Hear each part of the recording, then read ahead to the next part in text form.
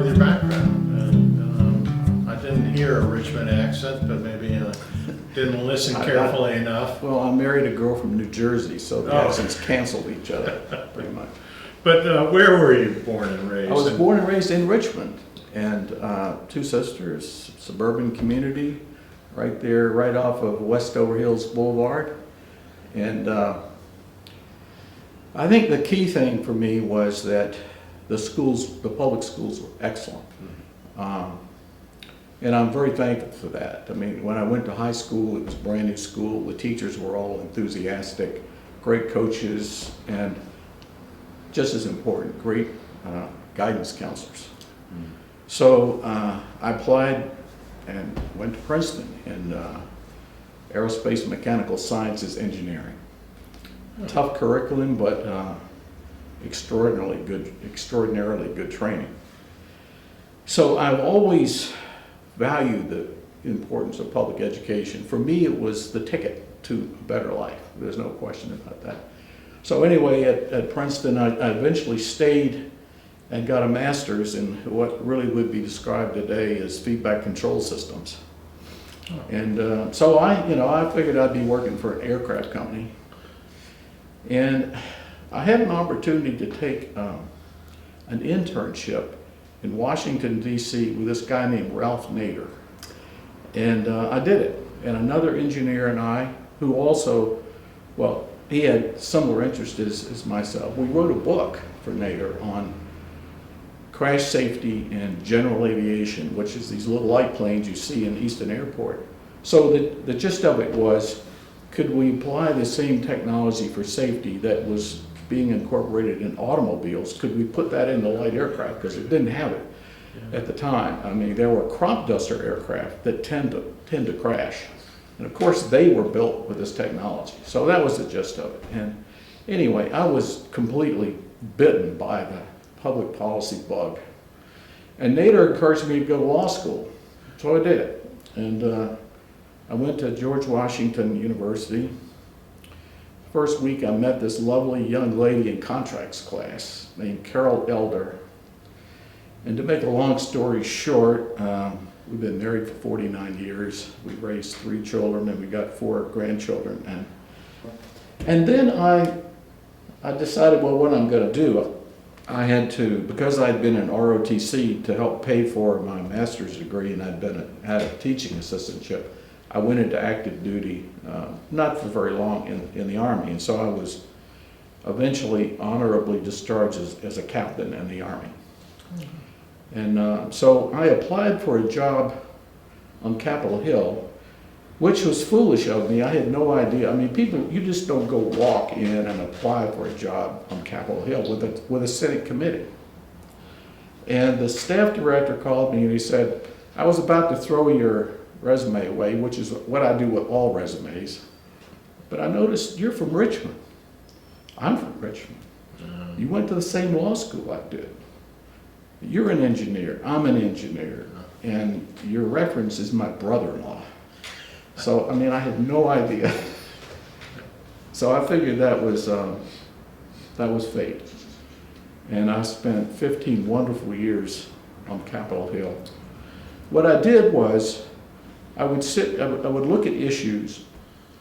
I would advise senators on what witnesses to bring to the hearings, literally write a lot of questions, listen to the debate, and it was an incredible education to watch 18 to 20 U.S. senators wrestle with an issue and come up with a resolution.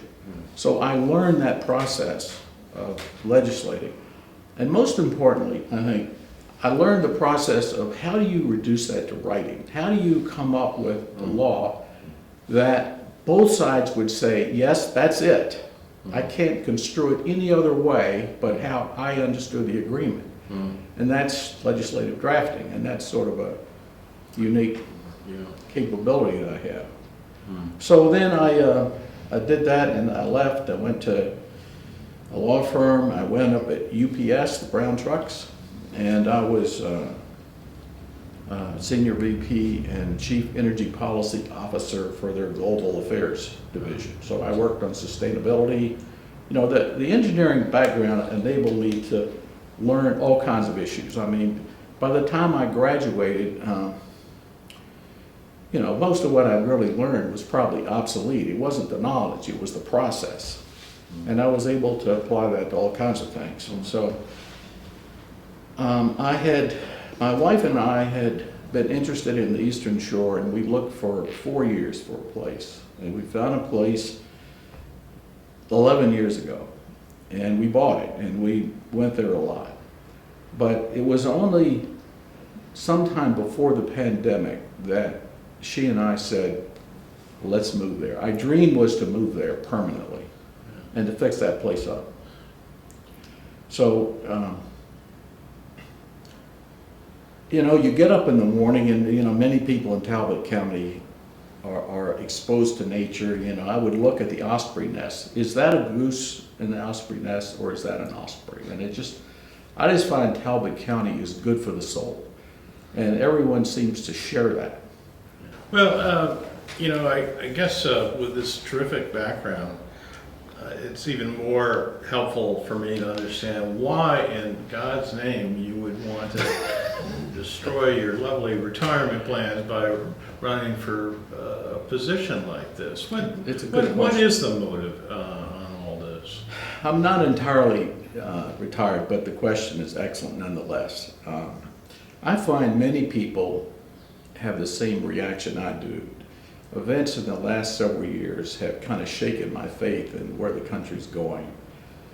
Faith in, are we really going to continue as a society based on the rule of law?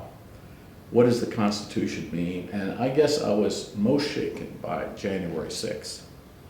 And it really bothers me that people debate whether we should have vaccinations for COVID, or they want to talk, they get upset about the teaching of critical race theory, whatever that is, when, you know, to me, you either teach history or you teach history light. Real history is much more interesting. So anyway, all of that bothered me, and I must say, as a former captain in the Army, I often ask myself when I see these shootings, what would the U.S. Army ask of an 18-year-old before they would equip him with what is an assault rifle? I mean, you can talk about, oh, well, the AR-15 doesn't have an automatic capability. The drill sergeant said, if you want to kill somebody, don't put it on automatic. You can't aim at anything. And in the semi-automatic mode, which is what an AR-15 is, you can kill somebody as fast as you can pull the trigger. It's a lethal weapon. And I know the Army would, first of all, they know all about this recruit. They would train them carefully. They wouldn't give them ammunition unless they were in a situation where it was appropriate. So anyway, all of that made me think, I need to step up. Was there one issue locally, though, that you know, was that tipping point for you? Yeah, I must say, and I should mention that, you know, my wife as well had been in public service. She was a federal prosecutor for 10 years. So, I mean, it's kind of in her blood. But the one issue that convinced me that there was a role for me was this Lakeview trap issue, which everybody seems to care about. It's the one issue I get asked about. And I looked into it very carefully, and it was clear to me that there's a process that's been involved in this county for 50 years of careful land use planning. I mean, there's something called a 10-year comprehensive plan. And the next council has got to write the next one. The first one was written in 1973. And the reason we have what we have here is no accident. It's because planning commissions work with the council and said, here are the areas we're going to permit development in, here's what we're going to require of the developer, here are the areas we won't. We want to maintain mainly agricultural area, we're going to limit growth. That was a very careful process. And what the lakeside issue stood for was, we're not going to follow that process. If the council doesn't like what the planning commission says, in this instance, the council said, no, we're going to go ahead with this lakeside project. And what we're talking about is only 120 homes, the first 120 out of a couple of thousand. And that may seem small. The real issue is much bigger, and it's much bigger than the 2,000 homes that the developer wants to build. It really goes to the whole process. How does the county control growth so that we don't have strip malls suddenly appearing? How do we have carefully controlled development? How do we make sure the county is preparing for these new developments? And so, you know, I saw the council vote not once, but twice to ignore the recommendation of the planning commission. Yeah, I don't know how much time you have here, but just for a moment, the issue here was the developer had originally said, this was years ago, they told TRAP, and TRAP had an old wastewater treatment plant that even the planning, the 10-year plan from that was written in 2016 said, we're going to have to see TRAP improve that plant. It's going to be outmoded. It won't be able to keep up with the demand. So the developer said, all right, TRAP, you provide us the land for this development. We will build you a brand new spanking, top of the line wastewater treatment plant for all 2,000 homes and TRAP's residents. I mean, it sounded like a good deal at the time. The problem is that in the last couple of years, the developer switched. It was kind of a bait and switch. It said, well, look, we don't have this plant built yet. And so for the first 120 homes, we want to take their wastewater effluent and not put it in this brand new spanking system, but send it to TRAP's older system. TRAP's system cleans up the pathogen, so it's not, you know, you're not going to get sick from it, but it has lots of nutrients, and they are allowed to flow into the tributaries of the Chesapeake, and that leads to algae, you know, lots of plants you don't want, and eventually eutrophication, which can take the oxygen out and kill fish. So the planning commission said, you know, that was the deal, and now you want to send this, instead of building the plant and taking all of the effluent, you want to steer the effluent from the first 120 homes to TRAP. We think that's inconsistent with the plan. And the planning council essentially said, so what? We're going to approve it anyway, twice. So. Yes, and so when you look at the next 4 years, what are your priorities? What are the things that you want to get done if you're able to be elected to this office? Well, the first thing is we've got to address, I think, the Lakeview TRAP issue, and I think the council should retract their approval of the permits to send that waste from the first 120 wastewater from the first 120 homes to TRAP. We've got to get back on what had been the plan, or the way you protect the county, which is the political body, the council, writes this 10-year plan, but the planning commission, which is not elected, they're appointed, they decide what projects are consistent or inconsistent, and the council is supposed to honor that. We have to go back to that. And I think the biggest thing to do then is to start that 10-year plan, comprehensive plan. That will require a lot of input. So that's a big task. The other is education.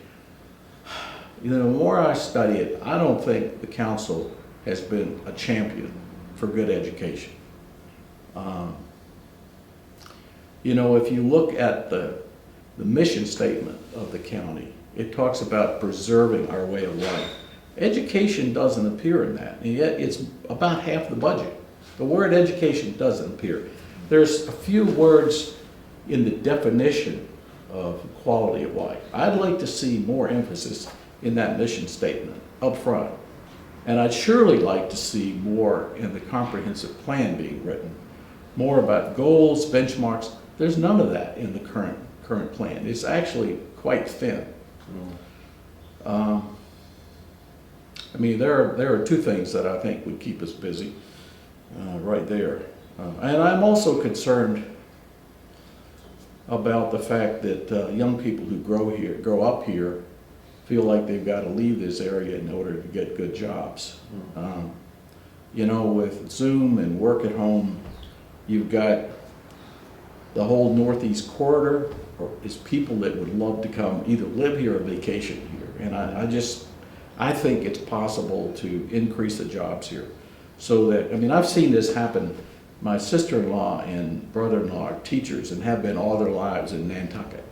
And that's the Nantucket Island effect, that the kids have to leave the island to survive. Yeah, so sad, yeah. But when you talk about education, I mean, are you talking about increasing the, what do they call it, the minimum? The maintenance plan? The maintenance of effort plan, I mean, there's all sorts of challenges. I mean, part of it is governance. There's not, beyond approving the allocation, there's not, at least that I know of, a lot of tools for a county council to impact education. I may be wrong. Well, I think there are some things. I mean, for example, it's to not do what some of the things the council has done in the past. This maintenance of effort plan says under state law that each county is supposed to provide basically the same amount of money per student as they did in the prior law, in the prior year. And in coming up with that formula, they only look at operational costs, not capital costs. And somewhere around 2019, Talbot County said, well, just a minute, here's all our costs. We got a whole bunch of things that are operational. We're going to call them capital costs, which means they come out of the calculation. And the State Board of Education denied that. Absolutely shut it down. Now, you know, you say that's not a big deal. Yeah, but it says it's an attitude. And you've got to get that sense of quality of education, I think, in the mind of the council members when they come to budget time. I mean, I know that the sheriff's office will offer, I think it's $5,000 housing assistance grants to try to attract new sheriffs. I mean, it's a big problem in the county. That isn't done for teachers. Could it be? I don't know, but it's an idea. We've got plenty. I guess the question I always like to ask at the end, is there anything else that people should know about you and what you would do with this office that could clarify? You're dealing with a contested primary in the Democrats. Yes. You know, when you're trying to contrast candidates, how do you want people to see? I think I bring three things that are unique that I don't think other candidates have. Certainly you don't have all three. One is engineering, which is a discipline. It's an attitude. The other is a legal background. And those twin capabilities are really important. But the third is the ability to see controversy, public decision makers wrestling with the issues and coming up with a compromise. How do you set that down to paper so that both sides say, that's it? That's my specialty. I've done what the council does. They're a legislative body. That's what I've done really all my career. And I would add one thing, a personal note.